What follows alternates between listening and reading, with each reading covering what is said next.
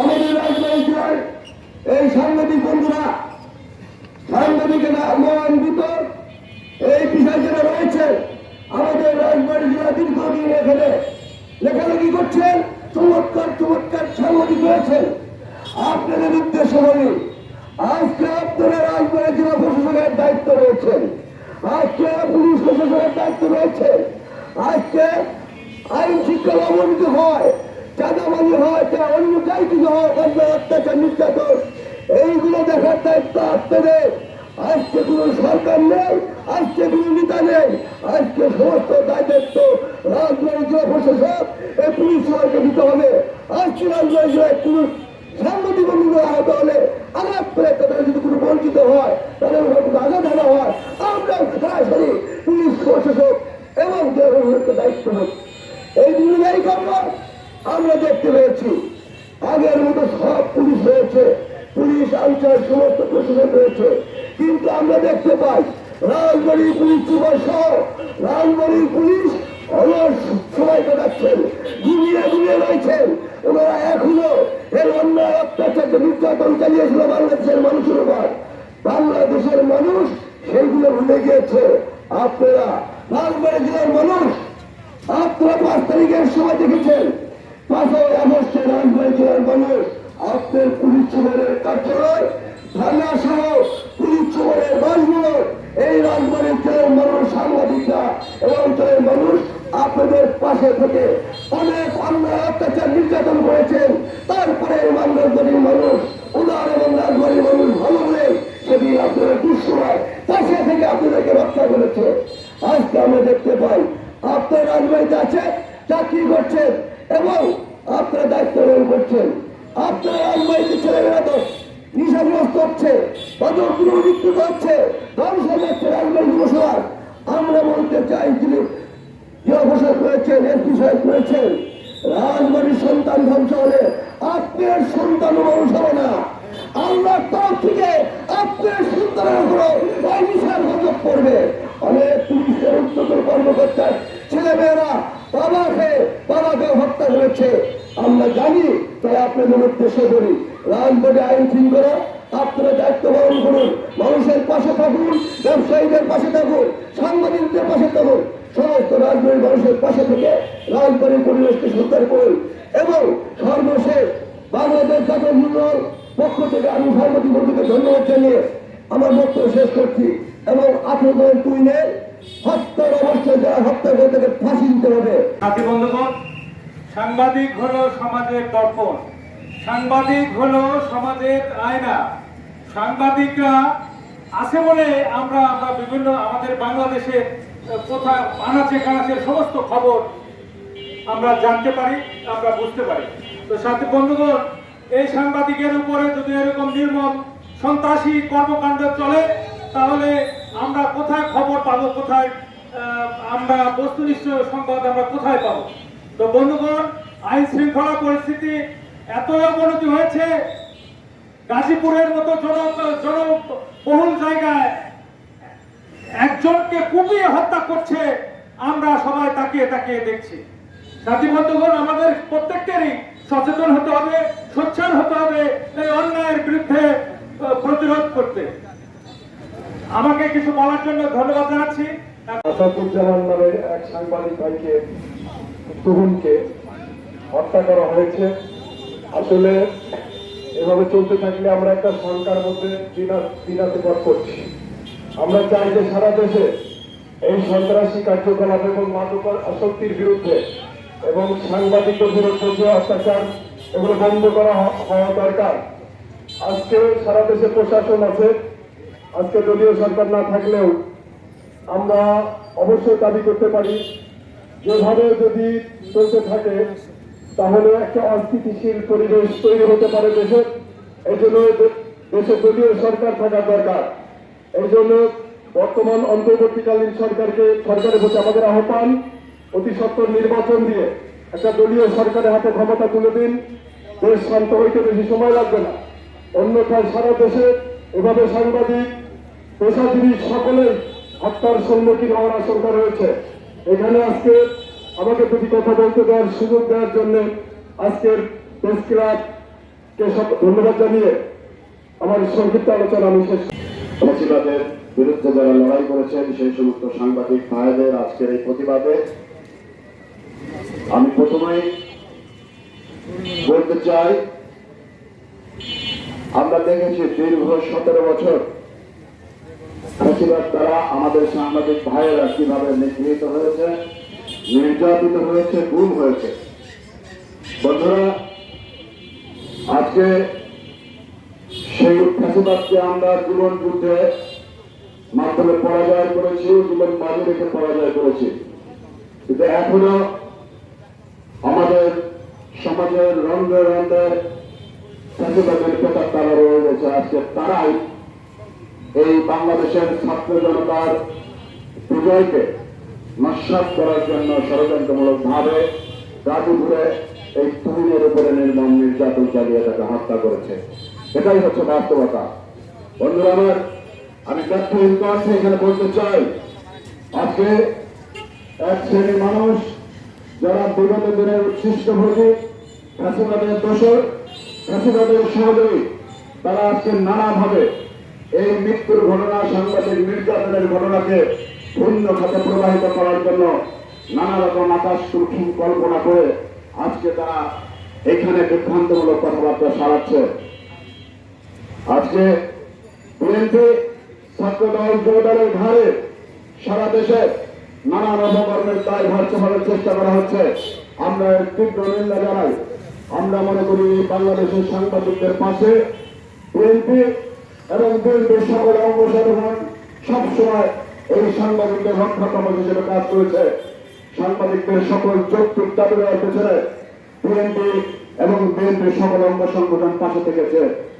আমরা আপনাদেরকে বলতে চাই, তেমনি ভাবে রাজবাড়িতে সাংবাদিকদের ভাইদের পাশে সাংবাদিক ভাইদের যে কোনো যুক্তি এবং ন্যায্য দাবি আদায়ের লক্ষ্যে তাদের যে দাবি দেওয়া, তার পাশে আমরা রাজবাড়ী জেলা পেয়ে রয়েছি। বন্ধুরা আমার, আমরা এই হত্যাকাণ্ডের তীব্র নিন্দা জানাই। অবিলম্বে হত্যাকাণ্ডের যারা হত্যাকারী তাদের আমরা জানলাম যে কিছু আসামি গ্রেপ্তার করা হয়েছে, মাস্টার মাইন্ড যারা তাদেরকে গ্রেপ্তার করতে হবে এবং এই হত্যার মূল যে ষড়যন্ত্র সেটাকে উন্মোচন করে জনগণের সামনে প্রকাশ করতে হবে। একইভাবে আজকে সারা দেশে আমরা লক্ষ্য করছি যে সাংবাদিকদেরকে নানাভাবে এই আমাদের অত্যাচার নির্যাতনের নানাভাবে হয়রানি করার চেষ্টা করা হচ্ছে, তার বিরুদ্ধে আমরা প্রতিবাদ জানাই।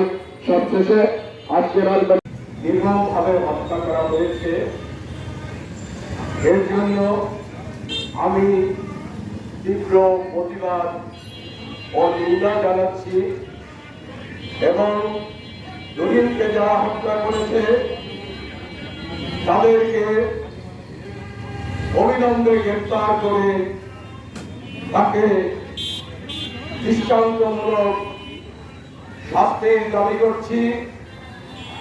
সাংবাদিক ভাইরা, আমি একটা কথা বলতে চাই, দীর্ঘ 16 বছর ওই ফ্যাসিস্ট সরকার ক্ষমতায় থাকা অবস্থায় আপনাদের সাংবাদিকদের আপনারা সত্য কথা লেখার অধিকার ছিল না। আপনারা যখনই এদেশে খুনের বিরুদ্ধে আপনারা সংবাদ প্রকাশ করার চেষ্টা করেছেন, তখনই ওই ফ্যাসিবাদী দোসররা আপনাদেরকে হুমকি দিয়েছে যে আপনারা এই সত্য কথা বললে আপনাদের পেশার ক্ষেত্রে সমস্যা করবে। তাই আমি বলতে চাই, আপনাদের এক ভাইকে আজকে নির্মমভাবে হত্যা করা হয়েছে। আপনারা এর বিরুদ্ধে আপনারা সোচ্চার হবেন, আপনারা প্রতিবাদ করবেন। আমরা আপনাদের সাথে আছি। সাথী বন্ধুরা, আজকে এই মানববন্ধনে আমি আর একটা কথা বলতে চাই। রাজবাড়ীতে কিছু সংগঠন রয়েছে, কিছু ব্যক্তি রয়েছে, তারা বিভিন্ন সময় ফেসবুকে বিভিন্ন মিথ্যা কথা প্রকাশ করছে। তাদের স্বার্থের জন্য তারা প্রকাশ করছে রাজবাড়ীতে অমুক জায়গায় চাঁদাবাজি হচ্ছে, খুন খারাপি হচ্ছে। আমি তাদের দিচ্ছেন, আপনারা উপযুক্ত প্রমাণ সহ আমাদের এই সময় এখানে যারা রাজবাড়ী সাংবাদিকরা রয়েছে, আপনারা যারা সত্য কথা প্রকাশ করুন, আপনাদেরকে অনুরোধ করব, আপনারাও তাদেরকে প্রশ্ন করবেন।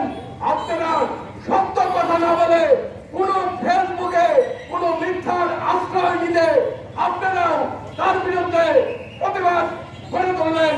আমি বক্তব্য দীর্ঘায়িত করব না।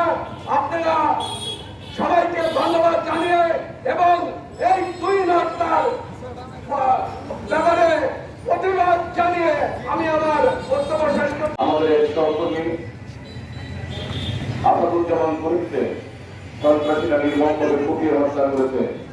আমরা একজন বিবেকবান মানুষ হিসেবে এই ঘটনার নিন্দা এবং দৃষ্টান্তমূলক শাস্তির দাবি জানাচ্ছি। আজকের আন্তরিক সাংবাদিক বন্ধুরা রাজপথে মানববন্ধন কর্মসূচিতে সমবেত হয়েছে। এই কারণে আজকে বর্তমানে একটি অন্তর্বর্তী সরকার রাষ্ট্র ক্ষমতায় আসীন আছে। বাংলাদেশ গণতন্ত্রের পথে এগিয়ে যাচ্ছে। আমরা আশা করেছিলাম গণতন্ত্রকে বিকশিত করার জন্য আইনের শাসন, ন্যায় বিচার এবং মত প্রকাশের স্বাধীনতা নিশ্চিত হবে। কিন্তু সাংবাদিক বন্ধুরা, বিশেষ করে তহিদকে যারা হত্যা করলো, আমরা জেনেছি এটি চাঁদাবাজি করতেছে। তিনি যখন পেশাগত দায়িত্ব পালন করছিলেন, সেই পেশাগত দায়িত্ব পালনের পক্ষে রুদ্ধ করার জন্যই নির্মম হত্যাকাণ্ড ঘটিত হয়েছে। দুই একটি অপরাধ ছিল, তার একটি অপরাধী ছিল তিনি মানবিকতার কারণে সাংবাদিকতার যে মহান দায়িত্ব তিনি গ্রহণ করেছেন, সেই দায়িত্ব পালনের পথে এটি সুষ্ঠুভাবে সেই দায়িত্বটি পালন করতে চেয়েছিলেন। কারণ চাঁদাবাজির ঘটনা যদি রোধ করা যায়, তাহলে সাধারণ মানুষের যে অধিকার সেটি প্রতিষ্ঠিত হবে, এটাই ছিল তার অপরাধ। আমরা লক্ষ্য করেছি যে এই হত্যাকাণ্ড, এই স্বাধীন দেশের যে হত্যাকাণ্ড ঘটনা হলো, তারপরেও আমরা কিন্তু সেই ধরনের কাঙ্ক্ষিত যে বিচার প্রক্রিয়া সেটি আমরা লক্ষ্য করি না। আমরা যদিও জেনেছি যে বর্তমান 5 জনকে আইন প্রত্যয় সংস্থা সদস্যরা তাদেরকে গ্রেপ্তার করেছে। আমাদের প্রত্যাশা থাকবে যে শুধু গ্রেপ্তারি নয়, তারা যেন আইনের পাঠ্যক্রম দিয়ে বেরিয়ে যেতে না পারে এবং এই ঘটনার মধ্যে একটি দৃষ্টান্তমূলক শাস্তি হয়। তাহলে নিশ্চয়ই আমরা যারা অন্য দেশের জেলার বিভিন্ন পর্যায়ে সাংবাদিকতা করি, তাদের অধিকারটি প্রতিষ্ঠিত হবে, তাদের নিরাপত্তা নিশ্চিত হবে। কারণ কিছুদিন আগে মালদাতে একটি শিশু দর্শনের ঘটনা ঘটেছিল। আমরা লক্ষ্য করলাম যে রাষ্ট্রযন্ত্র যদি চায়, তারা যদি প্রত্যাশা করে, তাহলে সে বিচারটি কিন্তু খুব স্বল্প সময়ের মধ্যেই সংঘটিত হতে পারে। আমরা দাবি করছি যে খুব দ্রুত সময়ের মধ্যে এই সাংবাদিক তুহিন হত্যার বিচারের মধ্য দিয়ে বাংলাদেশের আইনের শাসন প্রতিষ্ঠার একটি দৃষ্টান্ত স্থাপিত আমরা সেই প্রত্যাশা করছি। আমরা আজকে এই সমাবেশ থেকে অবিলম্বে দোষীদের গ্রেপ্তার এবং দৃষ্টান্তমূলক শাস্তির দাবি জানাবেন। সাংবাদিকদের বৃহত্তর প্রতিষ্ঠার মাধ্যমে আমরা যে কোনো অপশক্তির বিরুদ্ধে যেন আমরা রুখে দাঁড়াতে পারি, আমরা আমাদের প্রতিবাদ অব্যাহত রাখতে পারি, সেই প্রত্যাশা রেখে আমি আমার সংক্ষিপ্ত বক্তব্য শেষ করছি। ধন্যবাদ সবাই। কি অপরাধ ছিল এই আমাদের সাংবাদিক বন্ধু তুহিনের পূর্বে সেই সাগরটুলি থেকে আজ অবধি একের পর এক হত্যা করেও আমাদের কিন্তু কমিয়ে রাখা যায় নাই। আমরা গর্জে উঠেছি প্রতিটা অন্যায়ের বিরুদ্ধে। আমরা কলম যোদ্ধারা আমরা কিন্তু ছিলাম, আছি, থাকবো। আমরা সরকারের প্রতি দাবি জানাতে চাই, মহান মুক্তিযুদ্ধ সহ আজ জুলাই বিপ্লবে যারা অংশগ্রহণ করেছে, যারা জয়ের যোদ্ধা, যারা মহান মুক্তিযুদ্ধের যোদ্ধা, তাদেরকে সম্মানিত করা হয়েছে। আমরা এতে সত্যিকার অর্থে খুশি। আমরা সেই সাথে বলতে চাই, আমাদের যে সকল সাংবাদিক বন্ধুদেরকে হত্যা করা হয়েছে, সেই বন্ধুদেরও নাম নতুন করে তালিকাভুক্ত করা হোক। তারা দেশের জন্য কাজ করতেছে, দশের জন্য কাজ করতেছে, আজকে আত্মহত্যা দিচ্ছে, সন্ত্রাসীদের গুলিতে কোপে নানাবিধ ভাবে তারা আমাদেরকে হত্যা করছে। আমাদের পরিজনের দায়িত্ব কে নেবে? আমাদের সন্তান, আমাদের পরিবার পরিজন, মা বাবা আজকে আহাজারি করছে। তাদের এই শোক কিভাবে কাটবে? তাদের এই সন্তানরা কিভাবে মানুষ হবে? তারা আজকে সেই অন্ধকারে নিমজ্জিত হচ্ছে। আমার রাষ্ট্রের কাছে দাবি, অবশ্যই অবশ্যই অবশ্যই আমাদেরও এরকম তালিকা করতে হবে, কারণ আমরা দেশের জন্য কাজ করছি। এই হোক আজকে আমাদের অঙ্গীকার। ধন্যবাদ উপস্থিত সকলকে। অনেককেই কথা বলার আজকে এই মানববন্ধনে আমরা সুযোগ করে দিতে পারি নাই। এই জন্য ক্ষমা সুন্দর দৃষ্টিতে দেখবেন এবং যারা উপস্থিত হয়েছেন আমাদের প্রেস ক্লাবের পক্ষ থেকে, রাজবাড়ির কর্মরত সকল সাংবাদিক বন্ধুদের পক্ষ থেকে তাদেরকে সংগ্রামী অভিনন্দন এবং সালাম জানাচ্ছি।